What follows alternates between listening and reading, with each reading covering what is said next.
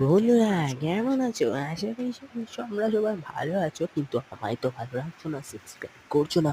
তো আজকে জানি 29শে এপ্রিল, কালকে 30শে এপ্রিল, যেহেতু দীঘায় জগন্নাথ মন্দির উদ্বোধন। হ্যাঁ, ঠিকই বুঝতে পেরেছো, আমি কথা দিয়েছিলাম দীঘায় জগন্নাথ মন্দির যাবো। তো আমি যাবো আজকে, না বিকালে বেরোবো। হ্যাঁ, এবার তোমরা ভাবছো কিসে যাবো, যেহেতু বলছিলাম ইউনিকভাবে যাবো, তো আমি যাবো সাইকেলে। হ্যাঁ, তোমরা ঠিকই শুনেছো, সাইকেলে যাবো। এখনও বেরোইনি, এখনও জাস্ট এখন 3টে বাজে, আমি 6টার দিকে বেরোবো। তো তখন তো ভিডিও আসবেই, এখন একটু তোমাদের জানিয়ে দিলাম যে আমি যাবো দীঘাতে, যাতে তোমরা পাশে থাকতে পারো, আর কিছুই না। তো সব ভিডিও, শর্ট ভিডিও সব কিছু আসবে, কী করে গেলাম, কত কী লাগলো, কত খরচ হলো, সব কিছুই আসবে।